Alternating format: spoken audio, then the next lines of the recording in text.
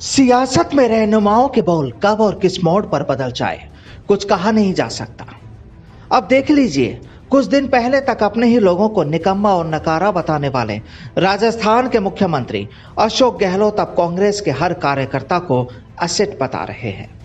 और वाकई में सही भी है कि राजस्थान के मुखिया ने हाल ही में ये कहा भी था कि राजनीति में जो दिखता है वो होता नहीं और जो होता है वो दिखता नहीं। दरअसल सरकार को 2 साल पूरा होने के मौके पर शुक्रवार को प्रदेश प्रभारी अजय माकन भी जयपुर पहुंचे थे और मुख्यमंत्री अशोक गहलोत की ओर से एक प्रेस कॉन्फ्रेंस का आयोजन भी किया गया।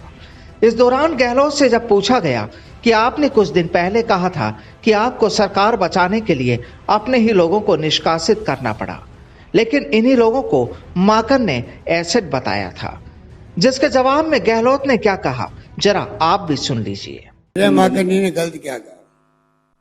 हमारा हर कार्यकर्ता एसेट होता है कांग्रेस के लिए, और जो जितना ज्यादा बड़ा छीन होता है वो ज्यादा बड़ा एसेट होता है। तो क्या गलत कह दिया?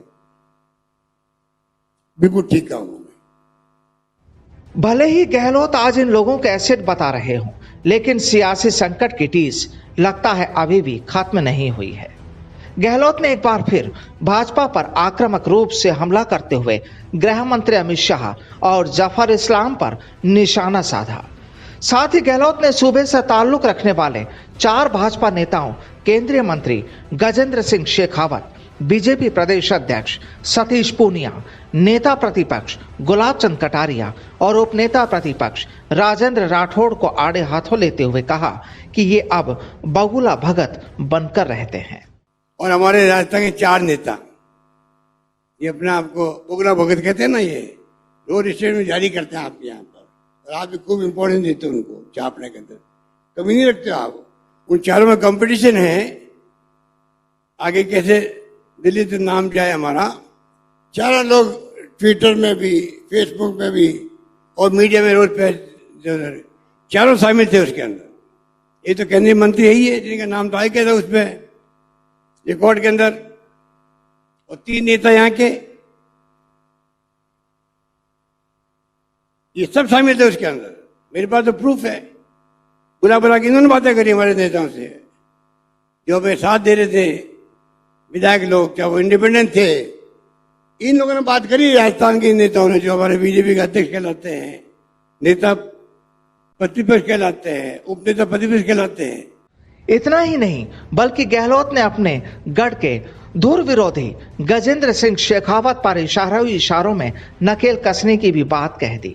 दरअसल सीएम गहलोत ने संजीवनी कोऑपरेटिव सोसाइटी घोटाले का भी जिक्र किया, जिसमें हाल ही में शेखावत और उनकी पत्नी को हाईकोर्ट की ओर से नोटिस भेजा गया है।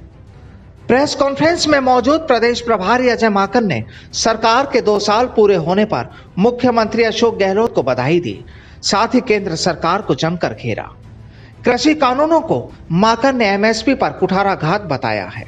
साथ ही माकन ने कहा कि मोदी जी के मित्रों के लिए ये कानून बनाए गए हैं। पिछले 2 वर्षों के अंदर हमारी सरकार ने यहाँ पर काम किया। हमने मैनिफेस्टो का भी आंकलन करा और जिस तेजी से मैनिफेस्टो इम्प्लीमेंटेशन हुआ वो वाकई काबिले तारीफ है। मैं उम्मीद करता हूं कि इसी प्रकार से, इसी गति से आगे आने वाले समय में मैनिफेस्टो के जो बाकी बिंदु हैं उसको भी हम लोग पूरा कर पाएंगे। पीसीसी चीफ गोविंद सिंह डोटासरा ने भी भाजपा को जमकर कोसा और कहा कि पंचायत चुनाव में हम बीजेपी से ज्यादा वोट लेकर आए और निकाय चुनाव में तो बीजेपी का सुपड़ा ही साफ हो गया। ये सब सरकार के 2 साल की उपलब्धियों की वजह से ही हो पाया है। आपने देखा होगा कि अनेकों ऐसे फैसले हुए जिसके कारण से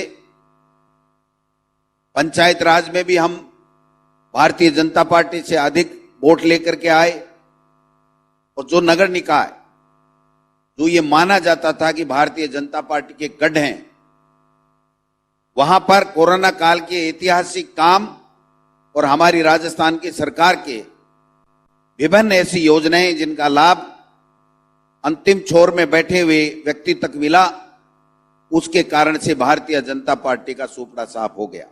सरकार के 2 साल पूरे होने पर आयोजित की गई इस प्रेस कॉन्फ्रेंस में सचिन पायलट और उनके गुट के प्रमुख नेता नदारद नजर आए। सचिन पायलट और उनके गुट के सभी नेता महाराजा सूरजमल की जयंती के मौके पर भरतपुर में रहे, लिहाजा सियासी गलियारों में इसे लेकर चर्चाएं रही। वहीं माकन अब 26 को कोटा संभाग के दौरे पर रहेंगे, जहां वो कार्यकर्ताओं और चुनिंदा स्थानीय नेताओं से 1-to-1 फीडबैक लेंगे। ऐसे में अब देखना होगा कि माकन आखिर गुटबाजी पर लगाम लगाकर असंतुष्टों को संतुष्ट कैसे करेंगे। Bureau report, the fact India.